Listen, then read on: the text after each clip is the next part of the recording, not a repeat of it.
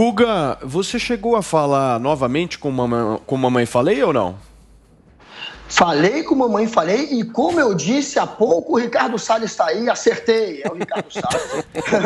E, assim, não diria que é um Eduardo Bolsonaro 2.0, acho que sabe debater até mais do que o Eduardo Bolsonaro. Agora, o Eduardo Mamãe Falei, quanto o Eduardo Mamãe Falei, olha o ato falho, quanto ao Arthur Mamãe Falei, eu falei com ele, sim, esses dias. E ele correu aqui da Jovem Pan, porque a gente estava combinando fazer uma entrevista aqui. Ele, num primeiro momento, topou, disse que precisava de uns dias, depois falou que não queria mais falar com a imprensa por um tempo e está aí, dando uma entrevista para a Record. Então, correu da Jovem Pan, mas foi lá para a Record. E o que ele disse, obviamente, é repugnante. Não dá para ele se justificar mais uma vez, dizer de novo que sim, que é acessível quem está numa situação de pobreza, de miséria, de emergência, alguém que precisa de apoio e não de um oportunista do lado tentando se aproveitar. A gente está acostumado com um político que se aproveita da pobreza para ganhar voto fácil, né? Agora a gente tem uma nova modalidade do político que se aproveita da pobreza para pegar as minas. Esse áudio, né, Paulo, é um áudio assim que se você tentar justificar, você vai acabar piorando a situação. Eu acho que o melhor a se fazer é pede desculpa, reconhece o erro, como ele fez também, né, reconhece a gravidade, vou arcar com as consequências. Agora, se você tentar justificar, como ele tentou também aí, dizendo, né, não, quis dizer que os países mais pobres são mais acessíveis, você acaba piorando ainda mais a situação. Agora, sim, tinha um Arthur Duval nessa entrevista, né, Paulinha? Você acompanhou também a entrevista completa, bastante nervoso, né?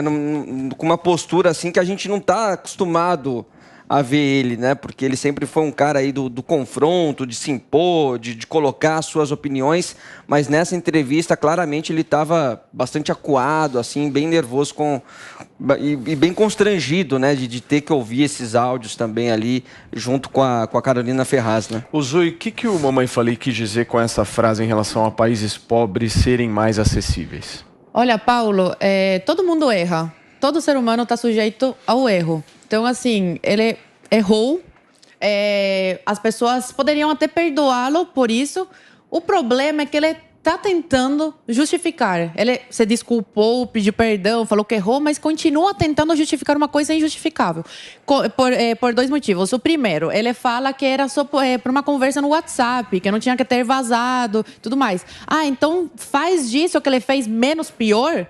Era só para amigos? Não, só mostra como ele realmente não tem caráter, porque caráter ou você tem ou você não tem. E mesmo que não seja público, você tem que continuar com o teu caráter. Então é um absurdo ele tentar falar que não era para virar público, que era só uma conversa entre amigos, mas não torna menos pior o que ele fez. E a segunda questão, Paulo, que foi o que você perguntou, da questão de países pobres, sim, infelizmente, tem mulheres, não vou generalizar, porque são poucas, que sim, que se deslumbram com o cara com dinheiro, que tem seguidores na internet, como ele falou, esse aqui é a minha carta, né, de entrada. Eu mostro meus seguidores e todas ficam deslumbradas. Então, sim, infelizmente tem mulher que se deslumbra com essas coisas.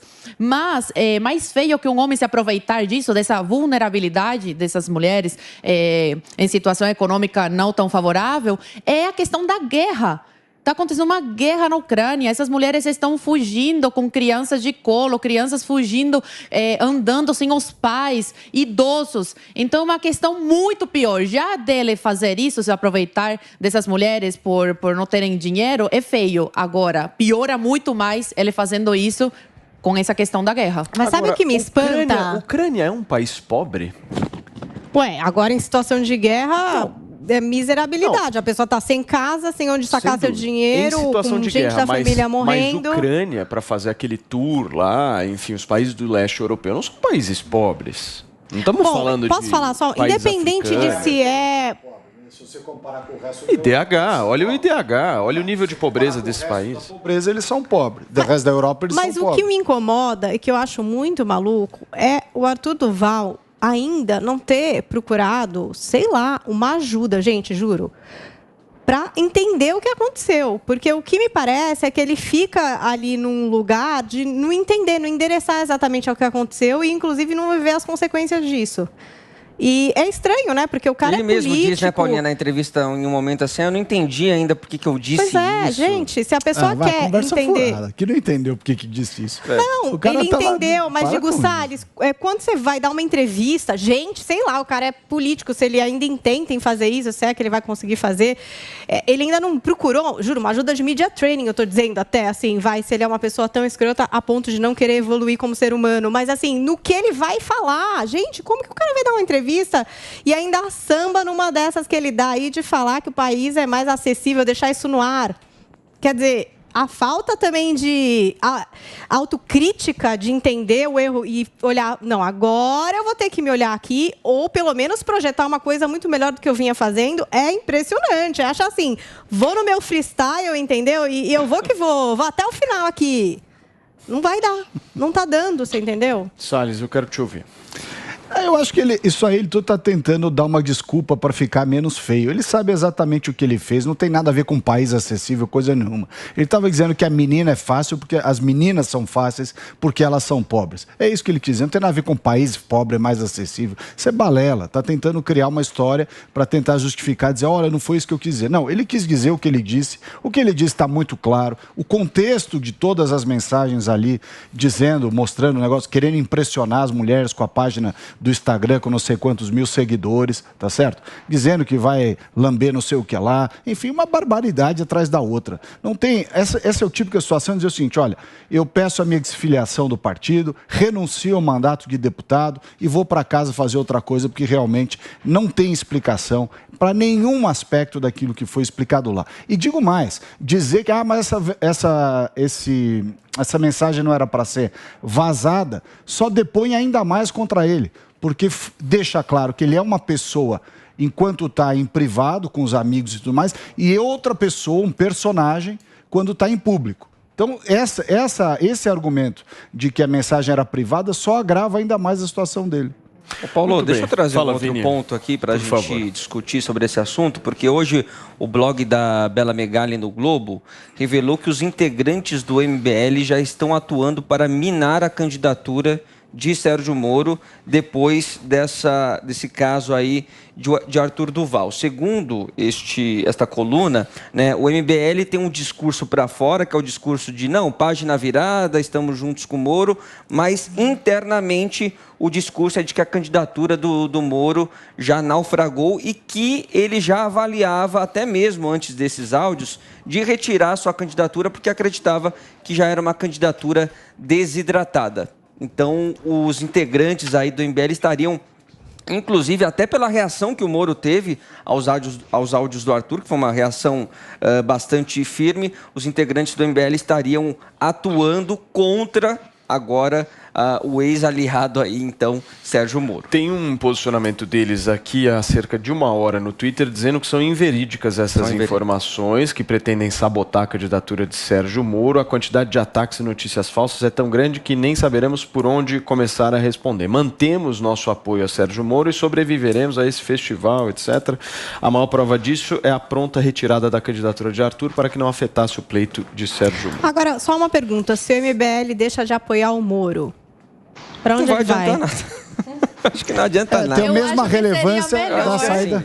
Muda tanto o cenário quanto a desistência do Rodrigo Pacheco. Quem gostaria de ter esse apoio? Porque assim, Paulinha, o apoio do MBL ao Moro não acrescentou nada à candidatura dele. Eu acho que seria melhor para ele saindo também não vai mudar muita coisa. Olha, fala, Guga.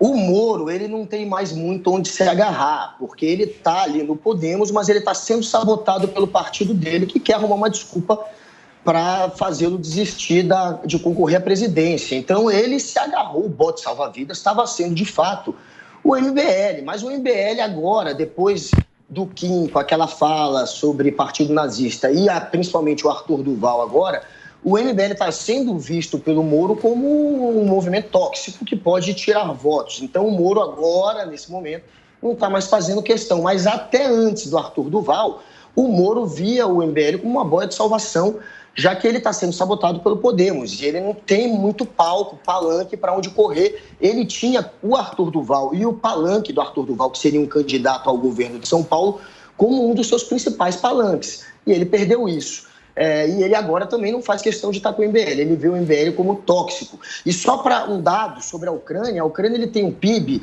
que é metade do PIB do Brasil. E eles têm um PIB, uma renda anual de 155 bilhões, né? Então, assim, a Romênia tem 248 bilhões. Então, você vê que é um país dentre os europeus que sim seria na comparação, um país mais pobre. Perfeitamente. Agora, Paulo... Salles, deixa eu só fazer uma pergunta técnica para o Salles. Sim. Qual que é o dia limite do prazo de filiação partidária para a disputa das eleições de 2022? É abril, começo de abril, né? Começo de abril, 2 de abril. 2 de abril. Então é o seguinte, meu caro Vinícius Moura, o que é o ponto principal dessa história? Até 2 de abril, a gente vai ver um teatro acontecendo. Depois do dia 2 de abril, todos esses caras estão na dependência dos chamados caciques partidários, inclusive o presidente da República, porque o prazo eleitoral, o prazo de filiação partidária, se encerra justamente nessa data e depois é como se todo mundo tivesse algemado e dependendo necessariamente desses caras. Da decisão do partido. Ou seja, até 2 de abril a gente vai ver uma movimentação forte, mas depois disso, não é isso, Guga? A gente vai ver justamente os caciques partidários com o grande poder nas mãos. Para todo mundo isso, porque os caras têm o poder de dar ou não dar a legenda para o cara ir lá e disputar. E o teatro, no caso, você diz que são essas falas do Moro de que vai permanecer com a candidatura, mas que não vai desistir. É óbvio, a candidatura do Moro hoje é um teatro. É visível. E qual que é a saída honrosa, Paulo? É abrir mão da candidatura em prol da terceira via? A saída honrosa é ele entender que ele não decolou, que ele não tem estrutura política para isso, dele enxergar algum desses outros candidatos da terceira via que estão postos, se aliar, porque o Moro é um cara, diferente de outros, que não pode perder. O Moro não pode sair derrotado. Porque, na minha avaliação, se o Moro sair derrotado, o próximo passo é a cadeia. Eu já falei isso várias vezes. Seja num governo Bolsonaro, seja num governo de Lula, seja em qualquer governo. A próxima etapa, caso ele não tenha um mandato parlamentar, é a cadeia. E ele precisa estar protegido em relação a isso. Essa é a minha avaliação. E aí seria a candidatura para o Senado ou por São Paulo, Paulo? Poderia ser uma candidatura de vice-presidente da República. Eu não eu acredito que o Moro ainda pode ir para federal, porque com o engajamento que eu estou vendo, ele não engaja, ele não conseguiu decolar. Então, até para o Senado, eu estou achando difícil ele conseguir os votos que precisa. Gente, o Moro foi acusado de um negócio muito sério, inclusive o processo está correndo na justiça, justamente de ser um juiz parcial. Ele, de alguma maneira, segundo a própria justiça, colocou pessoas dentro da cadeia de uma maneira processualmente equivocada, errada. Mas o STF eu entendo, falava Zoe, que mas né? o sistema é muito pesado, o jogo já está todo armado já. O próximo passo é justamente a condenação desses caras que promoveram essas penalidades. Ele, segundo a justiça brasileira, eu não estou dizendo que isso é certo, tá? Estou dizendo que a justiça brasileira está dizendo. É um juiz parcial. E ele ainda não sofreu consequências por isso, jurídicas. Certo, Guga? Ele passou a suspeição dele. De certa maneira, ele agora tem sim na ficha dele uma anulação de uma condenação por suspeição dele. Ele é considerado um juiz suspeito hoje, o Sérgio Moro. Isso não deixa de estar ali na ficha dele a partir de agora. Se ele tiver uma condenação, uma nova condenação a partir de agora, aí sim, dependendo do que motivar essa condenação e dependendo do tempo de pena, talvez ele pudesse cumprir algum tempo na prisão, mas... Ô Guga, mas você não concorda que isso dificulta muito caso ele venha a ganhar uma eleição, por exemplo, para o Senado?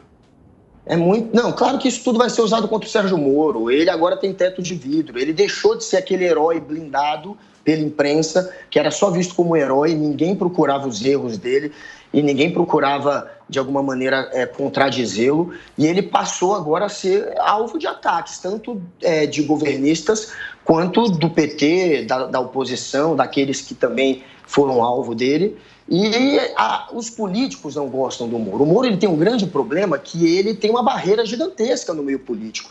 Então ele quer entrar num meio que detesta o Moro. E, enfim, a não ser que ele decolasse muito, que ele virasse aquela espécie de outsider imbatível, e ele não virou, ele não vai conseguir, que os políticos fiquem ali. Ninguém vai querer ficar do lado do Moro, a não ser que ele fosse alguém imbatível, que ele se transformasse na terceira via. Aí os políticos, por oportunismo, não por preferência, iam acabar ficando do lado dele. Mas agora, do jeito que está, é óbvio que todo mundo vai se afastar do Moro. Por isso que a gente está falando da data de 2 de abril aqui, que o Salles lembrou, porque depois de passar dessa data, quem comanda a carreira de Sérgio Moro é a presidente do Podemos. Se a presidente do Podemos quiser dar legenda para ele, vai dar. Se não quiser, não vai dar. O cara está 100% na mão dela. 100%. Absolutamente. Certo, Ricardo Salles? É isso mesmo. E se ele quiser concorrer, vamos dizer essa hipótese aí de Senado por São Paulo, ele tem que mudar o título dele para São Paulo. E também tem que olhar esse prazo, porque, salvo engano, o título dele é do estado do Paraná. Então, esse xadrez, conforme ele for mexendo as peças, a gente vai ter uma leitura de que lado ele está indo. Mudou o título para São Paulo, é capaz de querer concorrer ao Senado aqui. Se não mudar para São Paulo e quiser concorrer ao Senado no Paraná, vai ter problema com o Álvaro Dias, que é o padrinho dele e que renova mandato agora também. Por isso que eu acho que se a ideia dele for ir ao Senado, não pode ser para o Paraná, tem que ser para o São Paulo, sob pena de prejudicar o Álvaro Dias. Mas era para ter mudado já, não? Então, não passou o tempo? Salles levantou um bom ponto, que eu vou até dar uma pesquisada, depois eu vou trazer essa informação aqui, justamente do prazo para transferência de domicílio eleitoral. Esse prazo é um prazo importante para a gente justamente discutir isso.